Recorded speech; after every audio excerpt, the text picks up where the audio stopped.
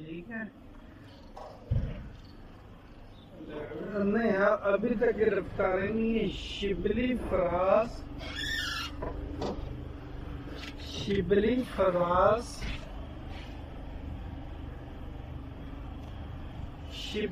फराज मरकजी सेक्रेटरीट पहुंच गए।